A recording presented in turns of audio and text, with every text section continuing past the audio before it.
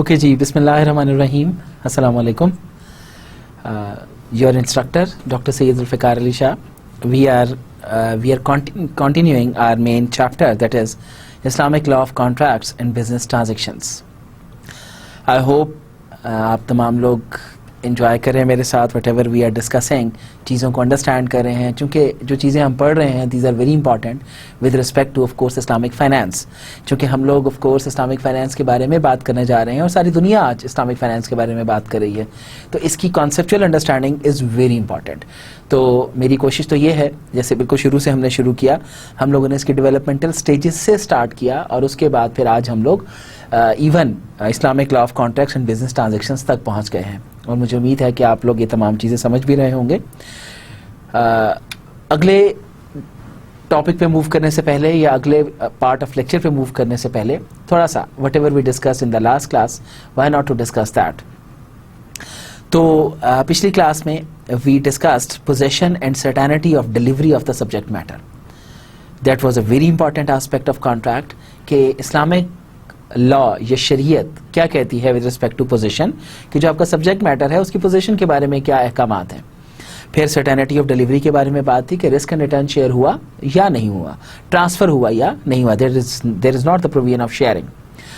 तो फिर उसके बाद हम लोगों ने broad rules for validity of मामलात के ऊपर बात की और इन रूल्स के अंदर हम लोगों ने फ्री म्यूचुअल कॉन्सेंट की बात की कि जब भी हम लोग बात करते हैं किसी कॉन्ट्रैक्ट के बारे में तो there should be free mutual consent. कोई ऑपरेशन, कोई उसके अंदर इस तरह की बात जिसके थ्रू आपका फ्रॉड या मिस परसेप्शन शामिल होती हो, दैट इज़ नॉट अलाउड. फिर हम लोगों ने प्रोहिबिशन ऑफ गरार के ऊपर बात की, कौन कौन सी ट्रांजैक्शंस हैं जो गरार के केस के अंदर उनकी इजाज़त नहीं है और किन किन प्रोविजंस के साथ सलाम और इस्तिस्ना जो है दीज आर अलाउड. फिर अवॉइडिंग रिबा, रिबा के ऊपर हम लोगों ने बात की, बहुत ज़्यादा बात की हुई है. फिर हम लोगों ने कुछ एग्जांपल्स भी दी. अवॉइडिंग किमार एंड मैसर, इसके ऊपर लास्ट क्लास में हमने बात की. Prohibition of two mutually contingent contracts के ऊपर बात की और इसकी हमने मल्टीपल कंडीशंस, मल्टीपल एग्जांपल्स और मल्टीपल व्यूज़ देखे इस पे हम लोगों ने. फिर हम लोगों ने बात की conformity of contracts with the मकासद ऑफ शरिया, कि जो हमारा कॉन्ट्रैक्ट है वो मकासद ऑफ शरिया के मुताबिक है या नहीं है. फिर हमने प्रॉफिट्स विद लायबिलिटी की बात की कि सिर्फ right is not allowed on profits until and unless you are also sharing loss, कि अगर लॉस होता है तो you are also assuming in the same way. फिर हमने permissibility as a general rule की बात की. एक जनरल रूल भी शरीयत देती है किसी भी कॉन्ट्रैक्ट की वैलिडिटी या नॉन वैलिडिटी के लिए कि क्या जो परमिसिबल चीज़ें हैं वही सारी की सारी अगर होंगी तो ऑफ कोर्स आपका कॉन्ट्रैक्ट इज़ वैलिड, और अगर कोई प्रोहिबिटेड चीज़ें आपने अपने कॉन्ट्रैक्ट में शामिल की तो obviously that is not allowed, चाहे वो मेंशन हुआ है या नहीं हुआ रूल्स के अंदर. तो the only set criteria is permissibility under the शरिया रूल्स. फिर हम लोगों ने वादा या प्रॉमिस और इससे रिलेटेड मैटर्स के ऊपर बड़ी डिटेल में बात की.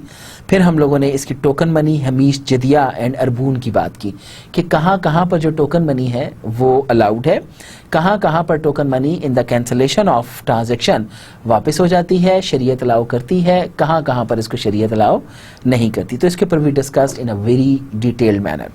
आज हम लोग बात शुरू करेंगे फ्रॉम टाइप्स ऑफ कॉन्ट्रैक्ट्स. फिर इन टाइप्स ऑफ कॉन्ट्रैक्ट्स के अंदर हम लोग वैलिड कॉन्ट्रैक्ट्स के ऊपर बात करेंगे, माकूफ या सस्पेंडेड कॉन्ट्रैक्ट्स के ऊपर बात करेंगे, बाइंडिंग, लाजिम एंड नॉन बाइंडिंग कॉन्ट्रैक्ट्स के ऊपर बात करेंगे, वाइडेबल फासिद कॉन्ट्रैक्ट्स के ऊपर बात करेंगे, some forms of voidable contracts के ऊपर बात करेंगे. फिर हम लीगल स्टेटस ऑफ द फासिड जो वाइडेबल कॉन्ट्रैक्ट होता है उसको देखेंगे, वाइड बातिल कॉन्ट्रैक्ट्स के ऊपर बात करेंगे, commutative and non commutative contracts पे बात करेंगे, अकूदे मुआवदा कम्यूटेटिव कॉन्ट्रैक्ट्स के ऊपर बात करेंगे, अकूदे गैर मुआवदा तबर्रू भी जिसे कहते हैं, और ग्रेशियस कॉन्ट्रैक्ट्स के ऊपर बात करेंगे, legal status of commutative and non commutative contracts के ऊपर बात करेंगे, कंडीशनल और कंटिंजेंट कॉन्ट्रैक्ट्स के ऊपर बात करेंगे, और then at the end of course once again we will talk about summary. और समरी ऑफ कोर्स इस पूरे चैप्टर की हमने ये जो सारा का सारा डिस्कस किया और उसके बाद फिर हम लोग आज के लेक्चर की भी समरी की बात करेंगे. तो बात शुरू करते हैं from the very first topic that is types of contracts. Contracts can be classified with respect to a number of perspectives. With respect to validity or otherwise, as per Sharia rules, jurists in general divide contracts into two types. Number one, valid सही and invalid बातिल contracts. वैसे तो there are a lot of perspectives जिनके through हम लोग contracts को divide कर सकते हैं, लेकिन जरिस्ट इन जनरल या फिर शरीयत के मुताबिक हम लोग इसको दो हिस्सों में तकसीम करते हैं, एक वैलिड और दूसरा invalid. A valid contract is one that satisfied all of its conditions. एक वैलिड कॉन्ट्रैक्ट वो कॉन्ट्रैक्ट होता है जो तमाम अपनी कंडीशंस को फुलफिल करता है. While an invalid contract is one in which one or more conditions for legality are violated. Hanafis, however, divide contracts into three categories of valid, voidable and void contracts. Hanafis जो है इनको तीन हिस्सों में तकसीम करते हैं. पहला क्या है? valid contract, जिसको सही भी बोलते हैं, फिर voidable या defective जिसे फासिद contract बोलते हैं, फिर void या फिर बातिल contract. Thus, they divide the void contracts into effective, irregular जिसे फासिद बोलते हैं, and invalid categories. If one studies the details of these categories in books by the Hanafi jurists, one may face some confusion regarding this categorization unless deep understanding is developed by thorough and extensive study. अगर कोई सिर्फ किताबों के अंदर जाए और उधर से इनको देखे तो of course there is a lot of confusion amongst these three types of categories.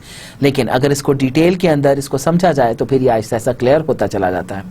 That is why Zuhaili, while discussing voidable contracts according to Hanafis, says, I have distinguished between examples of invalid and defective sales to avoid confusion. मैंने तकसीम किया between examples of invalid and defective sales confusion को avoid करने के लिए. In contrast to what most books of Hanafi jurisprudence discuss under the heading of defective sales.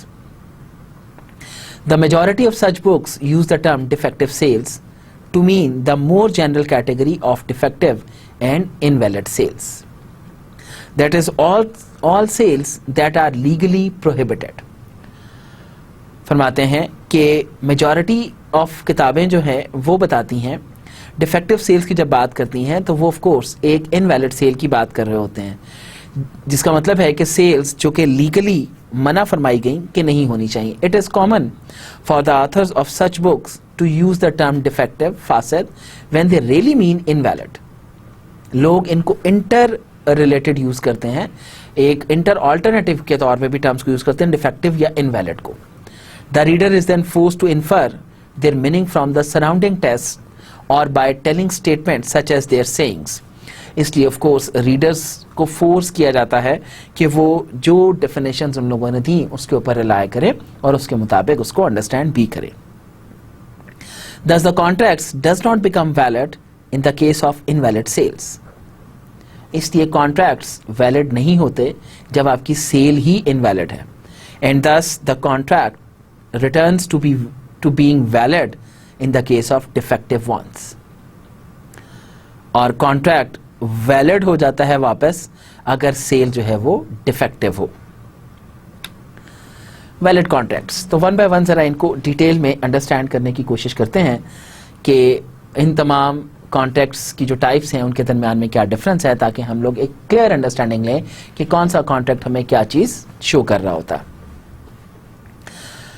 तो first of all will discuss about valid contracts. The validity of any contract depends on the legality or illegality of the subject matter. Validity किसी भी contract की depend करती है legality या illegality of subject matter, जो हमारा objective है जिसके बारे में कॉन्ट्रैक्ट हो रहा है. The existence and precise determination of the subject matter, उसकी एग्जिस्टेंस, उसका होना, और फिर उसकी प्रिसाइज डिटर्मिनेशन जो है सब्जेक्ट मैटर की, that is very important. Delivery और the ability to deliver the subject matter without involvement of excessive uncertainty and precise determination of the price or consideration in a contract. क्या बात हुई? उसकी delivery या उसकी ability to deliver the subject matter without involvement of excessive uncertainty, जिसके अंदर बहुत ज्यादा गैर यकीनी सूरत हाल ना पाई जाती हो, और उसकी प्राइस भी डिटरमिन हो गई हो और उसकी जो कंसिडरेशन है कॉन्ट्रैक्ट की वो भी कंसिडर हो चुकी हो। तो ये चंद कंडीशंस हैं जो कि बिल्कुल इन अ जनरल वे हम बात कर सकते हैं कि किसी भी वैलिड कॉन्ट्रैक्ट के लिए ज़रूरी होंगी। तो वैलिड कॉन्ट्रैक्ट सबसे पहले सब्जेक्ट मैटर का लीगल होना ज़रूरी है, फिर उसके बाद सब्जेक्ट मैटर की जो प्रिसाइज डिटर्मिनेशन है दैट इज़ इम्पॉर्टेंट, फिर उसके बाद उसकी पोजेशन और डिलीवरी के बारे में there should be clear cut stance, उसमें कोई एक्सेसिव अनसर्टेनिटी नहीं होनी चाहिए, और फिर उसकी प्राइस डिटर्मिनेशन है कि that should also be mentioned.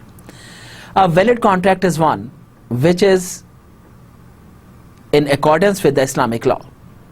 एक वैलिड कॉन्ट्रैक्ट वो कॉन्ट्रैक्ट होता है जो कि इस्लामिक लॉ के मुताबिक है, बोथ एज रिगार्ड्स इट्स असल फंडामेंटल कंपोनेंट्स, जो कि दोनों इसके फंडामेंटल कंपोनेंट्स नेचर और एसेंस एंड वस्फ, एक्सेसरी सर्कमस्टेंसेस और एक्सटर्नल एट्रीब्यूट्स, इसकी जो दोनों चीजें हैं इसके फंडामेंटल कंपोनेंट्स और इसके जो एक्सेसरी सर्कमस्टेंसेस हैं एक्सटर्नल एट्रीब्यूट्स के, वो दोनों इस्लामिक लॉ के मुताबिक होने चाहिए। A contract is deemed valid when all elements of the contract, form और offer and acceptance, the subject matter and the contracting parties are found to be in order. Contract एक valid contract नजर आता है अगर इसके तमाम elements, जिसके अंदर ऑफर एंड एक्सेप्टेंस है, जिसके अंदर सब्जेक्ट मैटर है, जिसके अंदर कॉन्ट्रैक्टिंग पार्टीज हैं, वो तमाम की तमाम ठीक नजर आए। The conditions of each element have been met, हर एलिमेंट की जो कंडीशंस अप्लाई होती हैं वो सारी की सारी इंश्योर की गई। And it is free from external prohibited activities like Riba, Gerar etcetera, और इसमें कोई एक्सटर्नल जो है वो एक्टिविटीज शामिल नहीं है जिनको मना फरमाया गया, जैसे रिबा है, गरार है। The form of the contract requires conformity between offer and acceptance. Form of contract जो है वो रिक्वायर करता है कंफर्मिटी ऑफर और एक्सेप्टेंस के दरमियान, their issuance in the same session, एक ही सेशन के अंदर उनकी issuance, and the existence of इजाब अंटिल द इशुएंस ऑफ कबूल, जब तक इशुएंस ऑफ कबूल नहीं होती इशुएंस ऑफ इजाब को एग्जिस्ट करना चाहिए।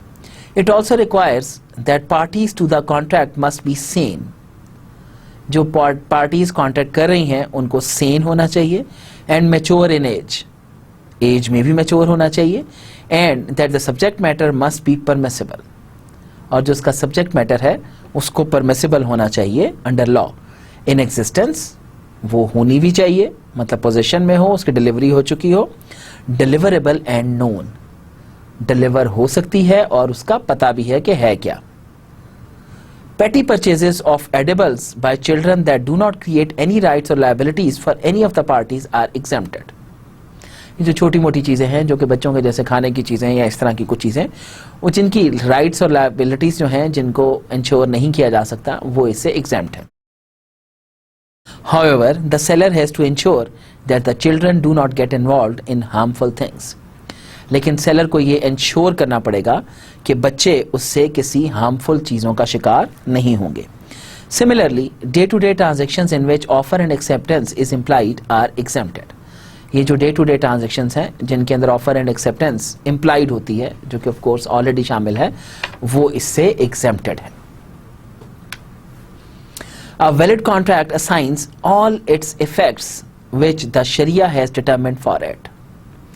Valid contract तमाम इसके असरात असाइन करता है जो शरिया ने इस पर लगाए। It becomes effective, नाफिज upon execution if not suspended. ये इफेक्टिव हो जाता है अपनी एग्जीक्यूशन के वक्त अगर बाद में इसको सस्पेंड ना किया जाए। मौकूफ, in which case it is enforced upon the removal of the cause of suspension, जिसमें ये एनफोर्स हो जाता है अगर सस्पेंशन के कॉज को बीच में से रिमूव कर दिया जाए। Some jurists, including Hanafis, Malikis, and some Hanbalis, are of the view that the effectiveness of a valid contract can be delayed until the happening of a future event. कुछ jurists जिसके अंदर हनफी, मालिकी, humbly, इन तमाम लोगों का एक consensus view है जिसमें कहते हैं इसकी इफेक्टिवनेस को वैलिड कॉन्ट्रैक्ट की डिले किया जा सकता है जब तक कोई फ्यूचर इवेंट हो नहीं जाता। To them, a valid contract can be either नाफिज, immediately effective. उनके मुताबिक एक वैलिड कॉन्ट्रैक्ट इमीडिएटली नाफिज हो सकता है, और मौकूफ, सस्पेंडेड और tied to any future event, और इसको सस्पेंड किया जा सकता है किसी फ्यूचर इवेंट के साथ. According to Shafi and some of the Hanbalis, however, a valid contract must be effective immediately upon its execution. लेकिन कुछ ज्यूरिस्ट हैं जिसमें शाफी और हम्बलीज कुछ है जो कि कहते हैं कि एक वैलिड कॉन्ट्रैक्ट जैसे ही इफेक्टिव होता है, जैसे ही एग्जीक्यूट होता है, उसी वक्त वो इमीडिएटली इफेक्टिव भी हो जाता है. A nafiz contract is one in which the elements are found to be in order. एक नाफिज कॉन्ट्रैक्ट वो होता है जिसके अंदर तमाम इसके जो एलिमेंट्स हैं वो सारे के सारे ठीक नजर आते हैं. The conditions are met, conditions पूरी होती हैं. The external attributes are legal, जितने भी एक्सटर्नल एट्रीब्यूट्स हैं वो सारे के सारे लीगल हैं. एक्सटर्नल एट्रीब्यूट से क्या मुराद, उसमें रिबा गरार जो हम लोगों ने कुछ प्रोहिबिशंस डिस्कस की थी. And it is not suspended और डिपेंडेंट अपॉन रेटिफिकेशन, और ये सस्पेंड नहीं होता और ये डिपेंडेंट भी नहीं होता इसकी रेटिफिकेशन के ऊपर. तो वैलिड कॉन्ट्रैक्ट के कुछ कैरेक्टरिस्टिक्स काफ़ी डिटेल में of course we are discussing. अब कॉन्ट्रैक्ट्स इफेक्टिव इंस्टेंटली और फ्रॉम अ फ्यूचर डेट. ऐसे कॉन्ट्रैक्ट्स जो कि फौरन इफेक्टिव हो जाते हैं या किसी फ्यूचर डेट के ऊपर डिपेंडेंट होते हैं. Jurists allow the contracts of इजारा एंड इस्तिस्ना manufacturing upon order to become effective from a future date because a person does not own usufructs immediately as he does in the case of a sale contract. Jurist allow करते हैं इस्तिस्ना और इजारा के अंदर इसकी future date को. क्यों? चूंकि person को फौरन मुनाफा नहीं मिल जाता जब उसका सेल कॉन्ट्रैक्ट होता है, but he owns them gradually, लेकिन वो आहिस्ता आहिस्ता उनको ओन करना शुरू करता है. सो time is considered in such contracts, इसलिए इसमें वक्त को जरूर कंसिडर किया जाता है. कफाला, जिसे हम श्योरिटी शिप भी बोलते हैं, एंड हवाला, assignment of debt, are also consider to be contracts effective from a future date. इनको भी ऐसे कॉन्ट्रैक्ट्स कंसिडर किया जाता है जो कि फ्यूचर डेट के अंदर जाकर इफेक्टिव होते हैं. अ काफिल is not required to pay debt immediately. काफिल को फौरन डेट देने की जरूरत नहीं पड़ती. When the contract is concluded, जब कॉन्ट्रैक्ट कंक्लूड होता है. So it is valid if the surety were to say to the creditor. अगर श्योरिटी क्रेडिटर को ये कहे, if your debtor has not paid off his debt to you by the beginning of next month, I'll make the payment. Similarly, agency, divorce and waqf are valid from a future date. इसी तरह आपकी जो divorce है, agency है या जो वक्फ है, ये भी फ्यूचर डेट से ही एनफोर्स होती हैं. A contract of bequest by its nature also admits delay. जो कॉन्ट्रैक्ट ऑफ बेक्वेस्ट है ये भी अपनी नेचर के मुताबिक फ्यूचर में ये भी डिले होता है. And it can not be enforced in the life of the legator. The contract of इजारा can be either immediately enforceable or made effective from any future date. इसी तरह जो आपका कॉन्ट्रैक्ट ऑफ इजारा है ये इमीडिएटली भी हो सकता है या फिर किसी फ्यूचर डेट से भी स्टार्ट हो सकता है. The contract of sale is immediately enforceable in the opinion of all jurists. Contract of sale जो है ये इमीडिएटली एनफोर्सेबल होता है, तमाम ज्यूरिस्ट्स के बारे में कहते हैं. Thus it is not permissible to say I sell you this house at the beginning of next year. इसलिए ये नहीं कहा जा सकता कि मैं तुम्हें ये घर बेच सकता हूँ फ्यूचर में किसी दिन. The jurist see in this postponement and delay an element of गरार. ज्यूरिस्ट इसके अंदर कहते हैं कि यहाँ पर जैसे ही हम ये स्टेटमेंट देते हैं तो इसमें एलिमेंट ऑफ गरार शामिल हो जाता है.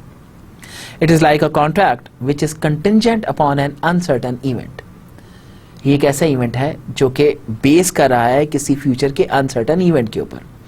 Where the parties do not know whether it will occur or not. जहाँ पे पार्टीज को पता ही नहीं है कि ये होगा भी या कि नहीं होगा. In this regard, Siddiq al-Dharir observes, indeed the only gharar in a future contract lies in the possible lapse of interest of either party, which may affect his consent when the time set therein comes. If someone buys something by aqd muaddaf, effective from future, and his circumstances change or the market changes bringing its price down at the time set for fulfillment of contract, he will undoubtedly be averse to its fulfillment and will regret entering into it. Indeed, the object may itself change and the two parties may dispute over it. अगर कोई बंदा अक्त मुद्दफ जो कि future date का है उस पर किसी चीज़ को बेस करता है, ख़रीदता है और इसके सर्कमस्टेंसेस मार्केट के अंदर चेंज हो जाते हैं जिससे इसकी प्राइस नीचे आ जाती है या उस अनडाउटेडली वो कुछ उसकी फुलफिलमेंट चेंज हो जाती है तो वो रिग्रेट करेगा इसमें एंटर होते हुए, या ऑब्जेक्ट के अपने अंदर कोई चेंज आ जाता है तो दोनों पार्टीज जो हैं उनके दरमियान में मसाइल पैदा होंगे. It is pertinent to note that Ibn Qayyim and Ibn Taymiyya do not subscribe to the majority viewpoint. यहाँ पर ये ज़रूर मेंशन करूँगा कि जो इब्न कायम और इब्न तेमिया हैं वो मेजॉरिटी का व्यू पॉइंट बाय नहीं करते. दे मेंटेन दैट अक्त मुद्दफ इज परमिसिबल. वो कहते हैं इसकी इजाज़त है without distinction between a sale contract and a leasing contract. वो कहते हैं चाहे इनके दरमियान में डिफरेंस क्रिएट किए बगैर दैट इज़ अलाउड. किसके दरमियान? सेल कॉन्ट्रैक्ट और leasing contract. To avoid any juristic issue, contemporary scholars suggest arranging a unilateral promise for regular contracts in future. Disputes को अवॉइड करने के लिए जो आज के स्कॉलर्स हैं वो कहते हैं कि यूनिलेटरल प्रॉमिस जो है वो रेगुलर कॉन्ट्रैक्ट्स के लिए फ्यूचर में होने चाहिए. मौकूफ सस्पेंडेड कॉन्ट्रैक्ट्स. तो अभी तक हम बात कर रहे थे वैलिड कॉन्ट्रैक्ट्स के बारे में. नाउ लेट्स टॉक अबाउट मौकूफ और suspended contracts. The following may be causes for suspending the effects of a valid contract. कुछ ये कॉजेज हो सकते हैं जिसकी वजह से आपका वैलिड कॉन्ट्रैक्ट सस्पेंड हो सकता है. Defective capacity of any of the parties. जो कॉन्ट्रैक्टिंग पार्टीज हैं उनमें से उनकी जो कैपेसिटी है वो डिफेक्टिव हो जाती है. For example, a transaction by a minor which has the likelihood of both benefit and harm is valid subject to ratification, which may be accorded by the guardian after the transaction and before the minor attains puberty, or by the minor himself after puberty if the guardian did not object before his attaining puberty. कहते हैं अगर एक transaction bye a minor जो कि 18 साल से कम उम्र का बंदा है जो अभी ऑफ कोर्स मैच्योर नहीं हुआ, किसी चीज़ से उसको फ़ायदा या नुकसान हो सकता है उसकी सब्जेक्ट की रेटिफिकेशन से, जो कि एक गार्डियन को अलाउ कर दिया जाता है उस ट्रांजैक्शन को परफॉर्म करने के लिए जब तक माइनर मैच्योर नहीं होता या माइनर खुद से मैच्योरिटी के बाद गार्डियन से वापस नहीं लेता अपनी मैच्योरिटी अटेन होने तक. The status of such a contract is that of ratification is granted. ऐसे कॉन्ट्रैक्ट के स्टेटस के अंदर रेटिफिकेशन अलाउ होती है. It acts retrospectively from the date of the contract. ये वहां से स्टार्ट होता है जहां से कॉन्ट्रैक्ट हुआ. But if ratification is refused the contract becomes wide. अगर रेटिफिकेशन को रिफ्यूज कर दिया जाए तो कॉन्ट्रैक्ट जो है वो वाइड हो जाता है. दूसरी सिचुएशन क्या है? Lack of proper authority. That is the person acting as agent does not have proper authority over the principal, the contract by a fuduli, a person who is neither guardian nor agent, or if he is an agent that transgresses the limits prescribed by the principal. अगर आपके पास proper authority नहीं है, आप agent हैं, किसी person के behalf पे काम कर रहे हैं लेकिन आपके पास यू डोंट हैव अथॉरिटी, तो ऐसी सिचुएशन में भी ऑफ कोर्स आपका कॉन्ट्रैक्ट जो है वो सस्पेंड हो जाता है. It is also subject to ratification as in case one above. ये भी of course ratification पर डिपेंड करेगा. तीसरा कॉज जिसकी वजह से वैलिड कॉन्ट्रैक्ट्स जो हैं वो सस्पेंड हो जाते हैं, the right of any third party. अगर किसी थर्ड पार्टी के पास right is available. If the owner sells a property mortgage by someone, it will be subject to ratification by the mortgagee. अगर आप एक प्रॉपर्टी बेचते हैं जिसको मोर्टगेज बाय समवन, जो आपको किसी ने मोर्टगेज किया था, it will be subject to ratification by the mortgagee. ये उसी वक्त सेल हो सकेगी जब आप रेटिफिकेशन करा लेंगे मोर्टगेजी से. If a house own by A is mortgage with a bank. अगर मिस्टर ए जो कि उसको ओन करता है घर को, वो बैंक के पास अपना घर मोर्टगेज कराता है, ए कैन नॉट सेल इट. ए इसको बेच नहीं सकता. and if he enters into a contract to sell it, it will be a mawkuf contract. अगर वो इसको बेच देगा तो ये एक सस्पेंडेड कॉन्ट्रैक्ट होगा. The bank would demand that his debt be paid first. Bank demand करेगा पहले इसका कर्जा पे किया जाए. It is important to observe that before ratification the buyer has the right to revoke the contract. यहां पर यह भी बात इंपॉर्टेंट है मेंशन करना कि अगर रेटिफिकेशन से पहले बायर इस कॉन्ट्रैक्ट को रिवोक कर देता है, but the mortgagor seller has no right to revoke the contract of sale made by him, वो इसको नहीं कर सकता. Binding and non binding contracts. Contracts which are सही एंड नाफिज कैन बी डिवाइडेड इनटू लाजिम, जिसको बाइंडिंग, या फिर गैर लाजिम नॉन बाइंडिंग कॉन्ट्रैक्ट्स बोला जाता है. A lazim contract is one in which none of the parties has the unilateral right to revoke. एक लाजिम कॉन्ट्रैक्ट वो होता है जिसके अंदर किसी पार्टी के पास राइट नहीं होता कि वो इसको खत्म कर सके without the consent of the other, दूसरे की कॉन्सेंट के बगैर. अनलेस एन ऑप्शन खियारल शर्त has been granted to a party by virtue of which the right to revoke can be exercised. अगर ऐसा ऑप्शन जब तक अगर उसने क्रिएट कर लिया है जिसके अंदर उस पार्टी ने उसको ग्रांट कर दिया कि वो ये रिवोक एक्सरसाइज कर सकता है. अ कॉन्ट्रैक्ट इज गैर लाजिम if any of the parties has a right to revoke it. एक कॉन्ट्रैक्ट गैर लाजिम होता है अगर किसी भी पार्टी के पास राइट हो कि वो इसको रिवोक कर सकता है without the consent of the other, दूसरे की कॉन्सेंट के बगैर. तो यहां पर दो बातें कर रहे हैं हम लोग, बाइंडिंग एंड नॉन बाइंडिंग. लाजिम कॉन्ट्रैक्ट्स कौन से होते हैं? जहां पर दोनों पार्टीज के पास एक दूसरे की कॉन्सेंट के बगैर इख्तियार नहीं होता, लेकिन अगर कोई कंडीशन मेंशन कर दी तो of course that would be a separate thing. और जो आपके गैर लाजिम कॉन्ट्रैक्ट्स होते हैं उसके अंदर ऑफ कोर्स एक दूसरे से इजाजत की जरूरत नहीं होती, आप उसको खत्म कर सकते हैं. There are two reasons why a contract might be non binding और रिवोकेबल. दो रीजंस हैं जिसकी वजह से कॉन्ट्रैक्ट नॉन बाइंडिंग या रिवोकेबल हो सकता है. Number one, the nature of the contract.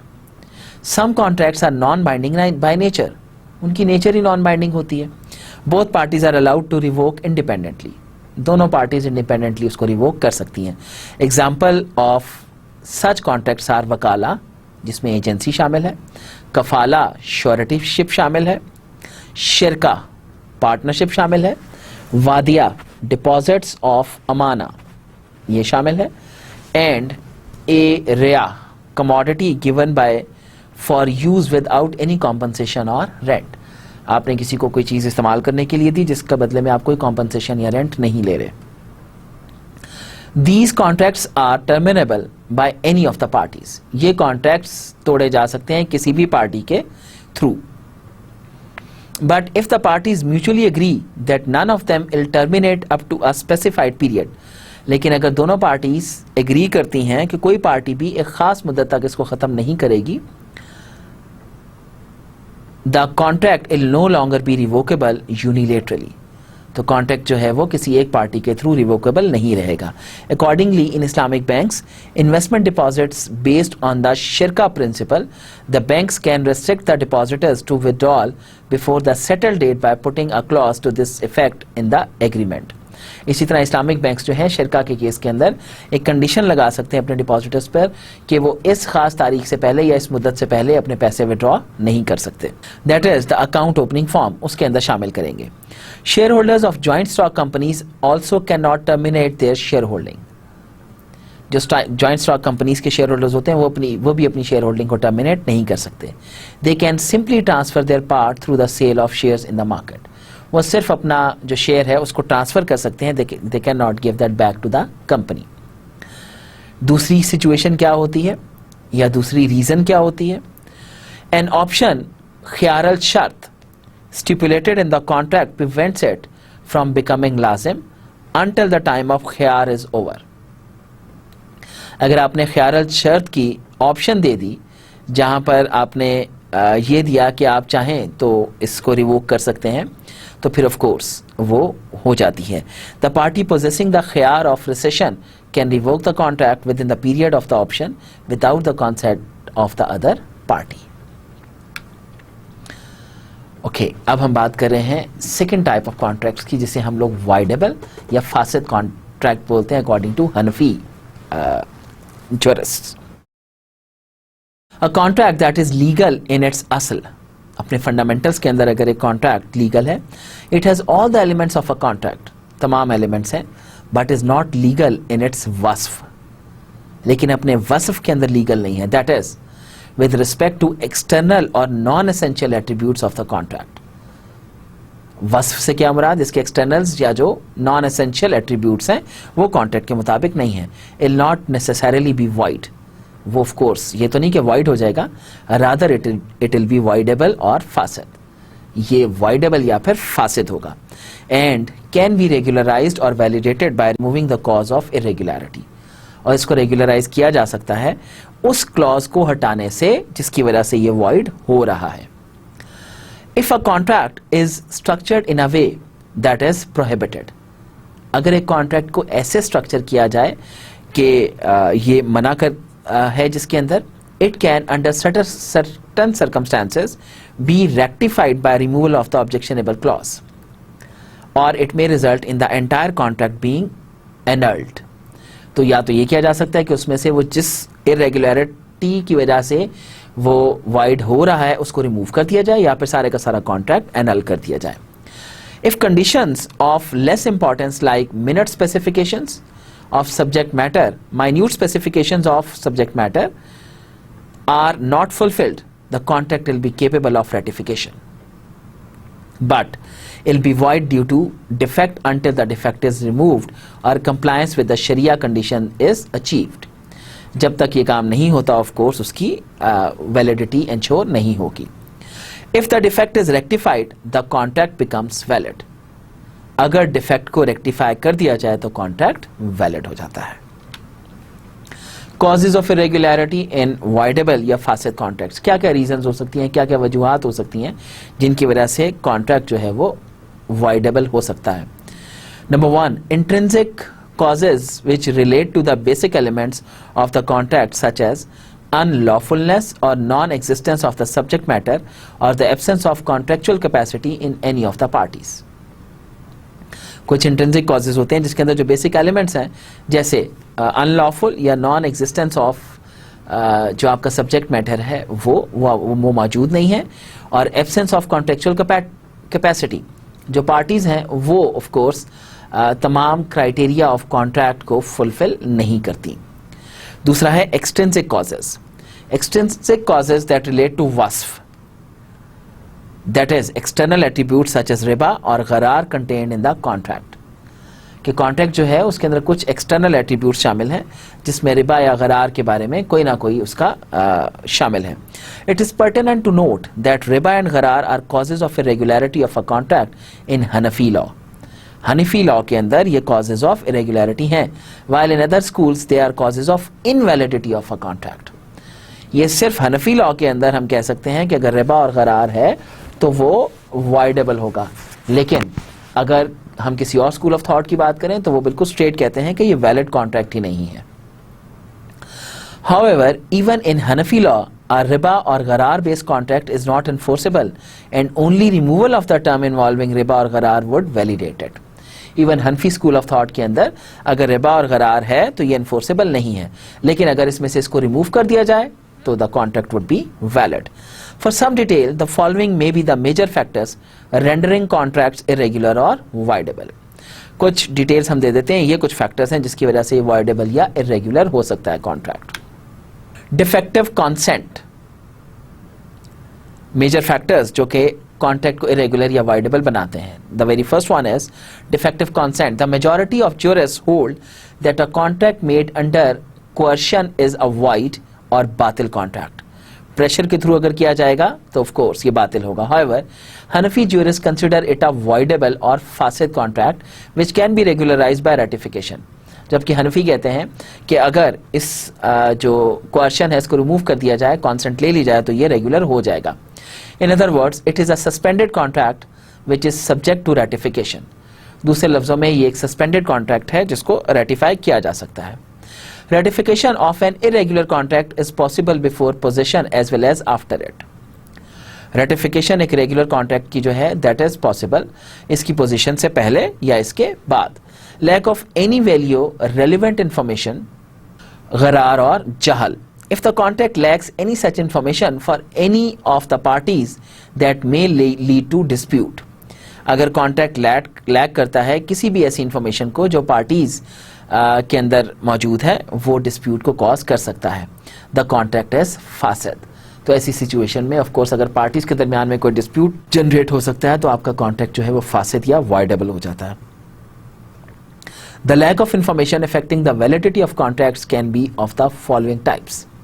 ये जो लैक ऑफ इंफॉर्मेशन है जिसकी वजह से वैलिडिटी ऑफ कॉन्ट्रैक्ट जो है वो आपकी क्वेश्चन हो सकती है, वो कुछ ये है. Number 1, relating to the subject matter. For example, intermediate object in a sale contract or unidentified not sufficiently defined asset in an HRA contract. कोई indeterminate object है एक सेल कॉन्ट्रैक्ट के अंदर जिसको आइडेंटिफाई नहीं किया एजारा कॉन्ट्रैक्ट के अंदर. इन एजारा मौसूफा बिन जिमा which is permissible, the asset might not be exactly identified but should be sufficiently described as to leave no ambiguity regarding the use or usufruct to be taken. दूसरी reason हो सकती है lack of information about consideration. Consideration के बारे में उनको information नहीं है. For example, one definite price is not settled or the price is kept subject to change at the discretion of any or both of the parties. Number next, the lack of information about the time of performance in sale. Information जो है वो time of performance of sale जो है वो that is also not mentioned. Lease and other binding contracts. A partnership contract is not invalidated due to indeterminacy of the period, because a partnership is a non-binding contract in its origin. Next, lack of information about the guarantee. Guarantee के बारे में लोगों के पास information नहीं है. Surety or the pledge. It is necessary that in the case of a credit, the surety, guarantee or the pledge must be identified and made known to the creditor. तो ये भी बड़ा important है कि in case of credit, surety, guarantee और जो pledge है वो लाजमी आइडेंटिफाई किया जाए और उसको क्रेडिटर को बताया भी जाए. Defect due to any invalid condition not being collateral to the contract or not admitted by the commercial usage or which gives benefit to one of the parties at the cost of the other. ऐसी situation जहां पर एक की cost के ऊपर दूसरे को benefit हो रहा हो, that is also one of the factor of voidable contract. Invalid and defective conditions may make a transaction voidable. The following types of conditions may be deemed to be invalid or not permissible. ये कुछ conditions हैं जो कि invalid और जिनकी इजाज़त नहीं है. When it is against the purpose of the contract.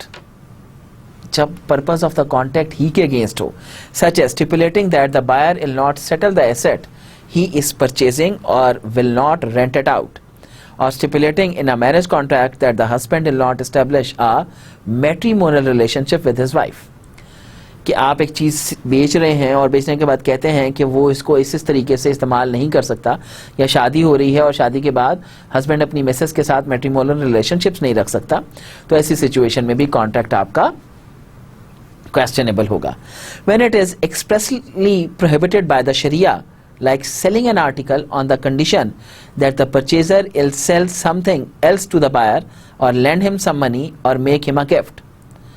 Such conditions are prohibited because Islamic law expressly prohibits the combination of number 1, two mutually inconsistent contracts and a loan and a sale. A genuine credit sale of any commodity is one transaction and therefore perfectly permissible in Islamic law. तो एक जो ठीक है transaction वो यही होती है एक कॉन्ट्रैक्ट एक वक्त में एक ट्रांजैक्शन के बारे में कॉन्ट्रैक्ट किया जाए और आपकी जो ट्रांजैक्शंस हैं वो एक दूसरे के साथ मैच ना करती हों. When it is against the commercial usage, जब कमर्शियल यूजेज के अगेंस्ट हो, such as a condition by the purchaser of corn that the seller will grind it, और a condition by a buyer of a piece of cloth that the seller will sew it. तो अब ऐसी conditions भी जो हैं वो contract को voidable बना देती हैं. When it is advantageous to one party at the cost of the other party, for example, where the seller reserves for himself an advantage from the sale, such as the condition that he shall reside in the house sold for a period of 2 months after the sale or he lend him some money. अब ऐसी situation जहां पर एक की cost के ऊपर दूसरा बंदा बेनिफिट ले रहा हो, that is also not allowed. For example, अगर कोई बंदा घर बेच भी दे और कहे कि मैं 2 महीने तक इसमें रहूंगा और तुम मुझे कुछ पैसे भी उधार दो, that is of course not allowed. It is pertinent to note here that these irregular conditions affect only compensatory contracts such as contracts of sale, hiring, etc., and do not affect gracious contracts such as loan, gift, donation, waqf, or contracts of suretyship such as kafala, mortgage, hawala, assignment of debt, or the contract of marriage. Irregular conditions in the later contracts do not invalidate them. Only the invalid condition is abrogated. The other part of the contract remains valid and effective. तो यहाँ पर ये बात भी mention करना जरूरी है कि ये कॉन्ट्रैक्ट्स जो हैं सिर्फ उनको इनवैलिडेट करते हैं जहाँ पर कॉम्पनसेशंस आर इन्वॉल्व. जहाँ पर लोन, वकाला, इस तरह की चीज़ें हैं वहाँ पर ये अप्लाई नहीं होते. और अगर किसी का एक पार्ट इस पे बेस करता है तो जिस पार्ट पे वो बेस करता है सिर्फ वो आपका इनवैलिड होगा, बाकी सारा का सारा आपका ठीक रहेगा और वैलिड रहेगा.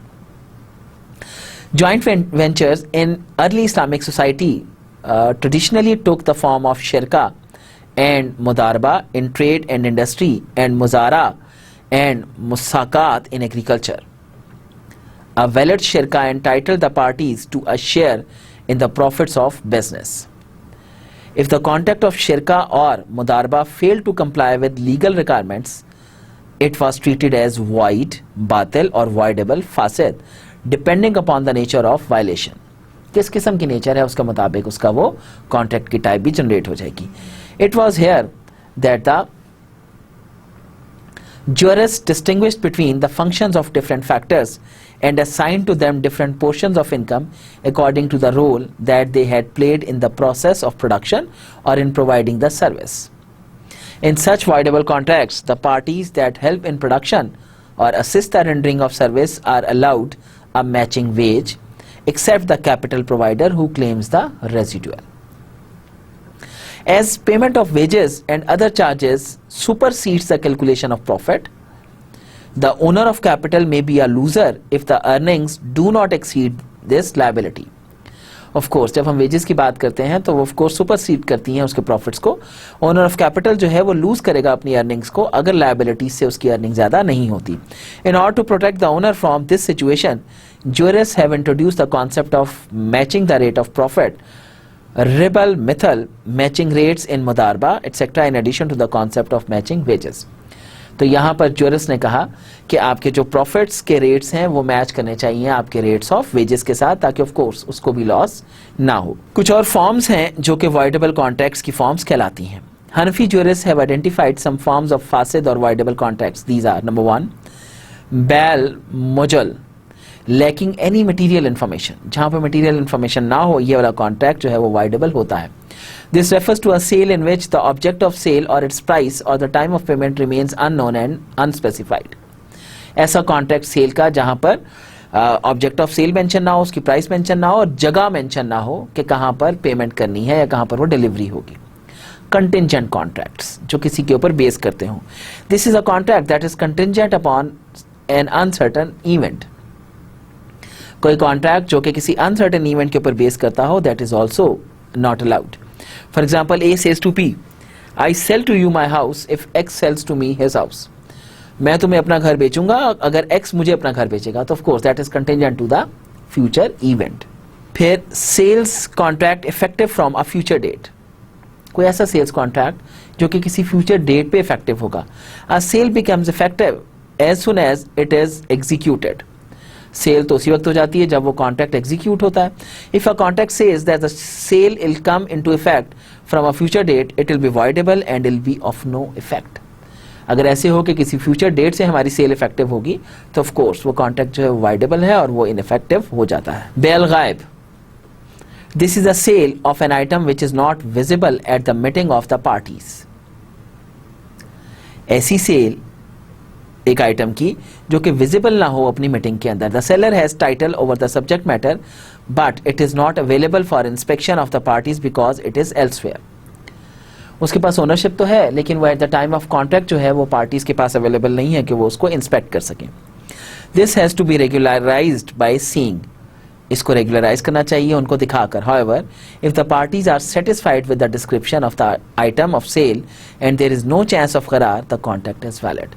और अगर पार्टीज सेटिस्फाई हो जाती हैं और करार का कोई चांस नहीं है तो ये सेल या ये जो कॉन्ट्रैक्ट है वो वैलिड हो जाता है. Sale contract with unlawful consideration. ऐसे सेल कॉन्ट्रैक्ट्स जहां पर कंसिडरेशन अनलॉफुल है. This refers to a sale whose consideration or price is something prohibited by Islamic law, such as wine or pork. ऐसी सेल जिसकी consideration में आपको कोई ऐसी चीज़ मिले जो कि शरिया के अंदर अलाउड नहीं है, जैसे वाइन या पोर्क या इस तरह की कुछ चीज़ें. Two sales in one. दो सेल्स एक ट्रांजेक्शन में. This is where a single contract relates to two sales, such as selling one commodity for two prices. एक कमोडिटी को दो प्राइसेस के ऊपर बेचा जाए. One being cash and the other a credit price. एक कैश में और दूसरी क्रेडिट प्राइस के ऊपर. दस making the contract binding against one of the two prices without specifying either. दोनों में से किसी एक को भी स्पेसिफाई किए बगैर आप दोनों प्राइसेस के साथ कॉन्ट्रैक्ट कर लें. लीगल स्टेटस ऑफ द फासिद और वॉइडेबल कॉन्ट्रैक्ट क्या है? A voidable contract must be revoked without the consent of either party. एक वॉइडेबल कॉन्ट्रैक्ट रिवोक हो जाता है without the consent of any either party. Therefore no rights और obligations arise. कोई राइट्स या ऑब्लिगेशंस अराइज नहीं होते. However, if the cause of defect और irregularity is removed, the contract becomes valid. The legal position of such a contract depends upon whether the goods have been delivered और not. इसकी जो legal position है contract की वो तब समझ में आती है जब गुड्स डिलीवर हो जाती हैं या नहीं हुई.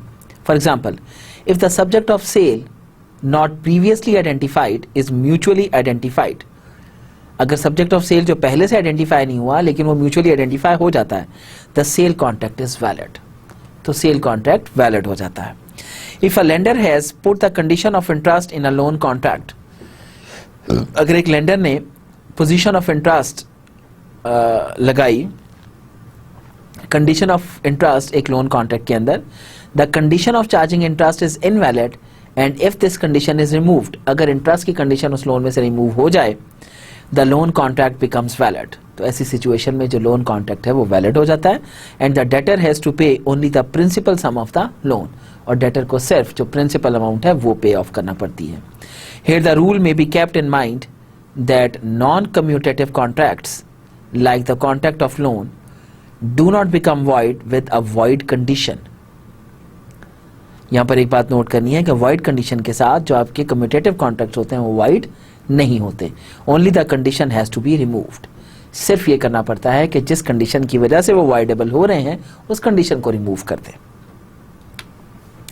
If the buyer in a voidable sale due to unidentified subject matter, for example, takes possession of an item or an object with the consent of the seller, ownership will pass on to him and he will be able to pay the value agreed with mutual consent or the market value and not necessarily the price fixed in the earlier agreement.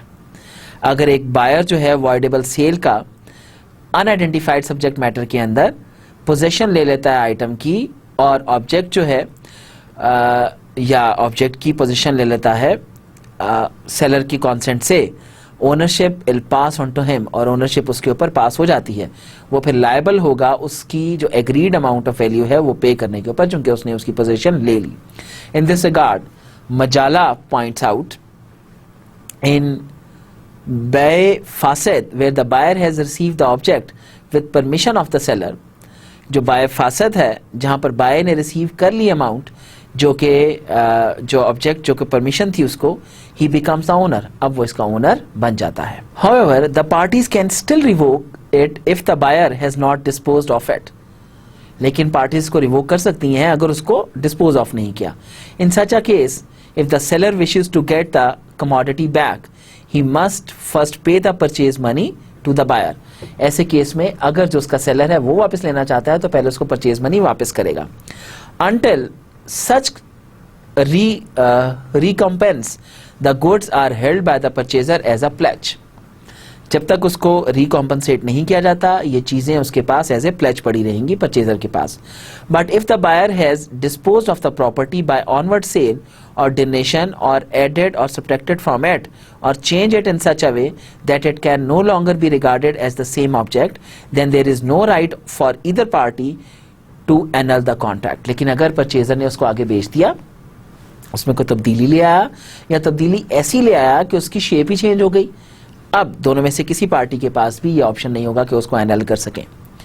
10 where the buyer has sold the property, इसलिए जब buyer ने property बेच दी, this second sale is valid and legally enforceable. तो ये valid है second cell और ये लीगली एनफोर्सेबल भी है. It can not be obstructed in Islamic law. इसको इस्लामिक लॉ के अंदर ऑब्जेक्शन नहीं किया जा सकता by the fact that the first sale was irregular, कि पहली सेल इरेगुलर थी तो दूसरी सेल भी इरेगुलर है. इसको क्वेश्चन नहीं किया जा सकता.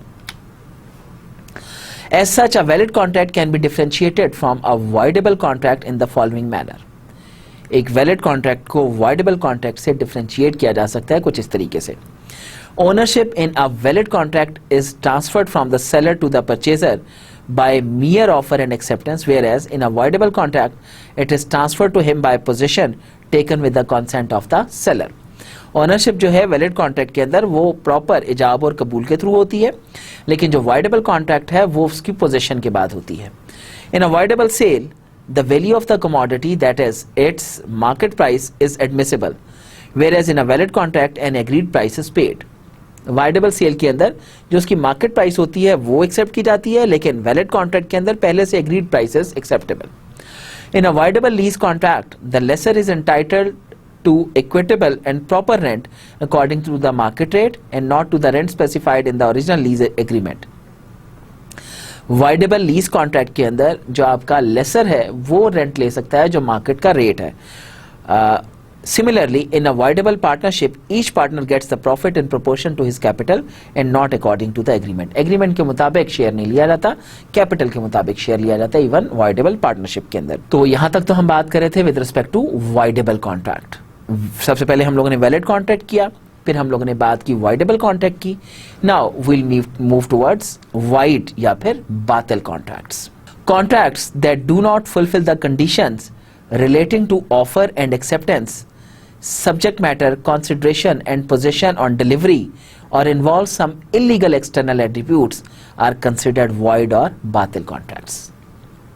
ऐसे कॉन्ट्रैक्ट्स जो कॉन्ट्रैक्ट्स की तमाम लीगल एस्पेक्ट्स को कवर नहीं करते, जिसमें of course offer and acceptance है, सब्जेक्ट मैटर का डिटर्मिनेशन है, कंसिडरेशन और पोजीशन उसकी डिलीवरी का, और कुछ इलीगल एक्सटर्नल एट्रीब्यूट्स उसके अंदर फॉलो होते हैं, उसको वाइड या बातिल कंसिडर किया जाता है. In other words, if major conditions relating to the form of the contract, acceptance does not conform to the offer or the offer does not exist at the time of acceptance, parties to the contract sane and mature, possession and deliverability of the subject matter are not fulfilled, the consent is batil, the contract is batil. The sale of a thing having an element of absolute uncertainty or speculation is not valid. कोई ऐसी चीज जिसको बेचा जाए जिसकी absolute uncertainty है तो वो भी वैलिड नहीं होगा. For example, the sale of milk in the udder of a cow is not a valid sale. अभी दूध भैंस के थनों में है, अगर उसकी सेल कर दी जाए तो that is not a valid contract. Similarly, a sale with unknown consideration and until an unknown period, the sale of a dirham for 2 dirhams, bidding over the bid after the two parties have reached an agreement on the price, and contracts actuated by fraud or deceit are examples of invalid contracts. So these are multiple examples of invalid or batil contracts. In contrast, permissible forms of bay include salam or salaf, selling through bidding, bay al-khiyar, option to resigned, musawama, bargain on price, murabaha, bargain on profit margin, etc. A batil contract does not give rise to any effect. That is, buyer will not have the title to the subject matter, the seller will not have the title to price or the consideration, ownership will not transfer, and the transaction will be null and void. तो अगर कोई contract invalid है या void है या बातिल है, तो ऐसी सिचुएशन में कोई कंसिडरेशन का राइट नहीं है, कोई ओनरशिप का राइट नहीं है, इसी तरीके से कोई ट्रांसफॉर्मेशन नहीं है, तो ये तमाम चीज़ें नल एंड वॉइड हो जाती हैं। If delivery of the good has already been made, अगर गुड्स ऑलरेडी डिलीवर हो चुकी हैं, the same would have to be return to the other party regardless of whether such illegality was known to the parties. अगर goods already deliver हो गई हैं तो वो वापस हो जाएंगी, इस बात को सोचे समझे बगैर कि ये ऑलरेडी पार्टीज को पता था या कि नहीं पता था। If the buyer sells the goods to a third party after taking delivery, अगर बायर बेच देता है चीज़ों को थर्ड पार्टी को डिलीवरी लेने के बाद, तो the original seller can not be prevented for claiming the goods, तो जो ओरिजिनल सेलर है उसको रोका नहीं जा सकता अपनी गुड्स को क्लेम करने से। The reason is that the ownership can not be transferred through a contract that is बातिल। क्यों? चूंकि ओनरशिप जो है वो ट्रांसफर नहीं हो सकती एक बातिल कॉन्ट्रैक्ट के रिजल्ट के अंदर। दिस हुक्म is clearly different from that of a फासिद कॉन्ट्रैक्ट। ये हुक्म बिल्कुल क्लियर कट है और जो कि डिफरेंट भी है एक फासिद कॉन्ट्रैक्ट से, विच हैज बीन डिस्कस्ड, जिसको हम पहले डिस्कस कर चुके हैं। Commutative and non-commutative contracts. With respect to the consideration or counter value in exchange, contracts are of two types. जैसे मैंने बिल्कुल शुरू में कहा था कि there are multiple specifications जिनके थ्रू हम लोग contracts को डिफरेंशिएट करते हैं। तो पहले हम लोग उनकी वैलिडिटी के पॉइंट ऑफ व्यू से बात कर रहे थे, अब हम लोग उनकी कंसिडरेशन या काउंटर वैल्यू ऑफ एक्सचेंज के हवाले से बात करते हैं। तो कंसिडरेशन या काउंटर वैल्यू इन एक्सचेंज के हवाले से दो तरह के कॉन्ट्रैक्ट्स होते हैं। The first are उकूदे मुआवदा और compensatory cumulative contracts, as a result of which one party can get remuneration or compensation, जिसके बदले में एक पार्टी को remuneration या उसके बदले में compensation मिल सकता है, like sale, purchase, lease and वकाला contracts. The other kind is that of उकूद गैर मुआवदा और non-cumulative contracts। दूसरे कहलाते हैं उकूद गैर मुआवदा या जिनके बदले में कोई कॉम्पनसेशन नहीं होती, wherein one cannot get any return और compensation, like contracts of loan जिसे हम कर्ज बोलते हैं, गिफ्ट, तबर्रु हिबा, गारंटी कफाला एंड असाइनमेंट ऑफ डेट या हवाला। Any consideration in the contracts of loans, guarantee against guarantee per se and assignment of debt would be illegal. ऐसी सिचुएशन में कोई भी कॉम्पनसेशन जो लोन, गारंटी या इस तरह के किसी सीन में दी जाए तो that would be considered as illegal. अकूदे मुआवदा cumulative contracts. Among commutative contracts, sale, hire and manufacturing, sale contracts can be further classified as follows. Classification according to the object. क्या है? बै मुकय्यदा, barter sale. बैल हल, simultaneous exchange of goods for money, spot sale.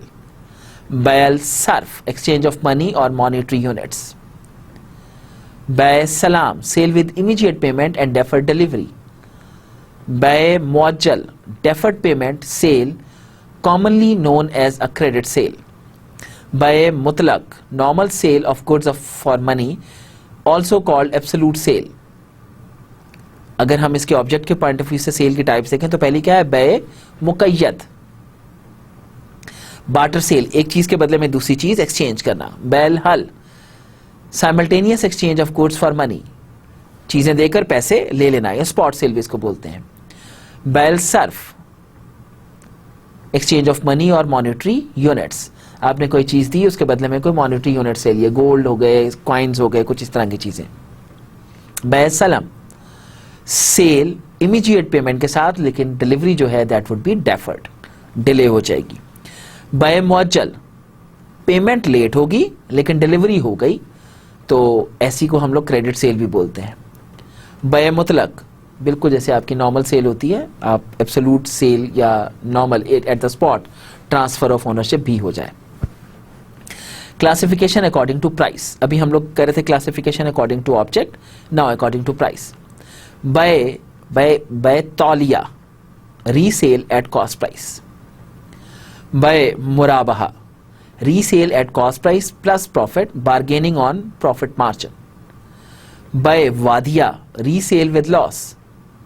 The above three forms of sale are termed बैल अमाना और trust sales. By musawama, sale without any reference to the original cost price, bargaining on price. Ijara or the contract of hiring is divided into ijarat al ashkhas, rendering services, इजारत अल अशिया, लेटिंग things. तो जब हम price के ऊपर इनको distribute करते हैं, इनकी क्लासिफिकेशन करते हैं, तो एक है बै तलिया, रीसेल एट कॉस्ट प्राइस, आपने जितने के लिए उतने ही की बेच दी. बै मुराबहा, रीसेल कॉस्ट प्राइस और उसके अंदर मार्जिन ऐड किया, प्रॉफिट मार्जिन, लेकिन उस प्रॉफिट मार्जिन के ऊपर बार्गेनिंग की. बै वादिया, लॉस के ऊपर सेल किया. बै मुसव्वमा, sale without any reference to the original cost price और बार्गेनिंग ऑन प्राइस, कोई उसके ऊपर नहीं है. इजारा को हम दो हिस्सों में तकसीम करते हैं. एक इजारा अल अशखास, जिसमें हम सर्विसेज रेंडर करते हैं. इजारा अल अशिया, चीज़ों को हम लोग रेंट आउट कर देते हैं. इस्तस्नास, कॉन्ट्रैक्ट ऑफ मैन्युफैक्चरिंग. वकाला can be both commutative and non commutative contracts. वकाला जो है ये कम्यूटेटिव कॉन्ट्रैक्ट्स के अंदर भी फॉल करता है और नॉन कम्यूटेटिव कॉन्ट्रैक्ट्स के अंदर भी. उकूद गैर मुआवदा, तबर्रु और gratuitous contracts. The main feature of these contracts is the donation of property. जो मेन फीचर्स हैं वो of course donation of property हैं. The donor transfers ownership of any property to a party without consultation. इनके अंदर donor अपनी property को transfer करता है, ownership of a property without any consultation, जिसके बदले में कोई पैसा नहीं लेता. The following contracts fall under this category. तो जो नॉन कम्यूटेटिव कॉन्ट्रैक्ट्स हैं उनकी कुछ ये टाइप्स होती हैं. नंबर 1, हिबा, गिफ्ट. अगर आप किसी को कोई गिफ्ट करते हो, that is also non commutative. वसिया, बिक्वेस्ट. वक्फ, एंडोमेंट, इनहेरिटेंस. कफाला, गारंटी. रेया, loan of usable item free of any charge. किसी यूजेबल आइटम को लोन किया और उसके ऊपर कोई चार्ज नहीं लिया. लोन, जिसे हम लोग कर्ज भी बोलते हैं. हवाला, assignment of debt. Among these contracts, कफाला, कर्ज एंड हवाला are directly relevant to Islamic banking operations.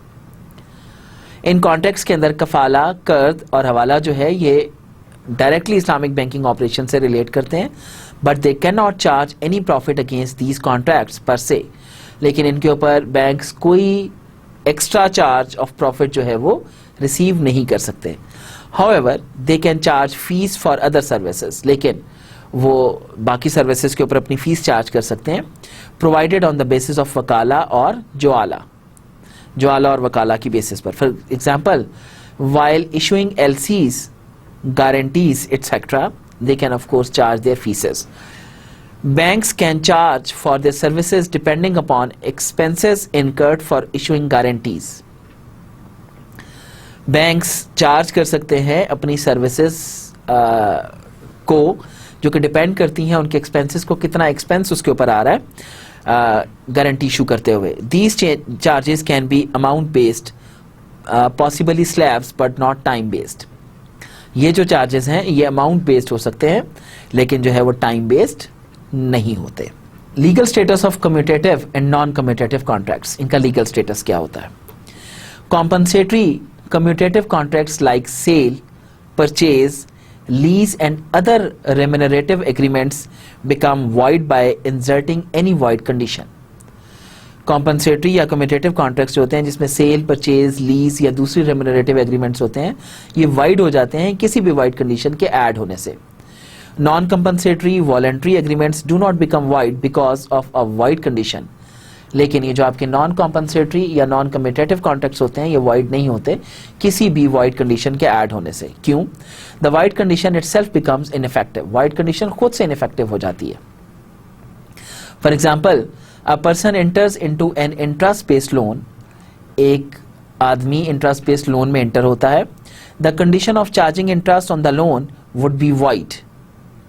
Condition of interest जो है वो वाइड हो जाएगी, but the loan contract will remain effective. Loan contract जो है वो इफेक्टिव रहेगा. The debtor will have to repay the loan debt as it becomes due. Debtor को लोन रीपे करना पड़ेगा जब ये ड्यू हो जाएगा। सिमिलरली गरार या uncertainty does not invalidate non compensatory contracts. गरार जो है या अनसर्टेनिटी वो इनवैलिडेट नहीं करती कॉम्पनसेटरी कॉन्ट्रैक्ट्स को। For example, jurists indicate that donation of a stray or unidentified animal or fruit before its benefits are evident or a usurped commodity as permissible, but their sale is not valid. तो यहाँ तक ही आज रखते हैं। उम्मीद है आप लोगों को ये सारी बातें समझ आई होंगी जो कुछ हम लोगों ने डिस्कस किया, and you guys would have enjoyed a lot. ख़त्म करने से पहले थोड़ा सा एक समराइज़ किए लेते हैं कि हम लोगों ने क्या क्या डिस्कस किया और आज की तमाम बातों के अंदर क्या क्या चीज़ें शामिल थीं। हम लोगों ने टाइप्स ऑफ कॉन्ट्रैक्ट से स्टार्ट किया, जिसके अंदर शुरू में हम लोगों ने पहले बता दिया कि टाइप्स ऑफ कॉन्ट्रैक्ट्स डिपेंड करते हैं उनकी स्पेसिफिकेशंस के ऊपर। डिफरेंट तरीक़ों से इनको डिवाइड किया जाता है। एक स्पेसिफिकेशन सीधी सीधी उसकी वैलिड और इनवैलिड वाली है। हनफीस के मुताबिक इसको 3 हिस्सों में तकसीम किया जाता है। एक आपकी वैलिड है, एक आपकी वाइडेबल है और एक आपकी इनवैलिड है। जो वाइडेबल और फासद है उसके बारे में सर्टेन कंडीशंस हैं, कुछ स्कूल ऑफ थॉट्स मानते हैं, कुछ इसको नहीं मानते हैं। लेकिन जो वाइडेबल है उनमें से अगर आप जो वाइड कंडीशन है उसको रिमूव करते हैं तो वो आपके वैलिड हो जाते हैं according to Hanafi school of thought. जब हम लोग कॉम्पनसेशंस की बेसिस के ऊपर बात करते हैं तो ये हमारे 2 तरह के होते हैं, एक कम्यूटेटिव है और एक आपका नॉन कम्यूटेटिव है। कम्यूटेटिव कॉन्ट्रैक्ट्स के अंदर हम बात करते हैं वो कॉन्ट्रैक्ट्स जिनके अंदर कॉम्पनसेशंस अलाउड होती हैं। आप किसी के साथ सेल परचेज करते हैं, उसके बदले में आपको कुछ मॉनेटरी बेनिफिट मिलता है, that is of course commutative contract. इसके अंदर हम लोगों ने multiple types of commutative contracts बात की। इसी तरह हमने लीज के कॉन्टेक्स्ट के अंदर बातें की। फिर हम लोगों ने नॉन कम्यूटेटिव के ऊपर बात की। नॉन कम्यूटेटिव के ऊपर हम लोगों ने मल्टीपल चीज़ों को देखा। नॉन कम्यूटेटिव में जैसे गिफ्ट हो गया, कुछ और चीज़ें हो गई जिनको हम लोग ऑफ कोर्स वैलिडेट नहीं करते, जिनके अंदर कोई कॉम्पनसेशन अलाउड नहीं होती, ये हमारी नॉन कम्यूटेटिव कॉन्ट्रैक्ट्स कहलाते हैं। तो फिर उसके बाद हमने तमाम कॉन्ट्रैक्ट्स के लीगल स्टेटस देखे कि अगर ये कॉन्ट्रैक्ट हो जाए तो what would be the legal status of that. अगली दफ़ा इंशाल्लाह हम इसी टॉपिक को आगे कंप्लीट भी करेंगे और कुछ हम लोग फिलॉसफी ऑफ इस्लामिक फाइनेंस के ऊपर अब बात करेंगे इंशाल्लाह, and that would be in the next class. I hope आप लोगों ने इसको अंडरस्टैंड भी किया होगा और आप लोगों ने इसको एंजॉय भी किया होगा। बहुत शुक्रिया आप लोगों का to stay with me, and thanks a lot, and अल्लाह हाफ़िज़।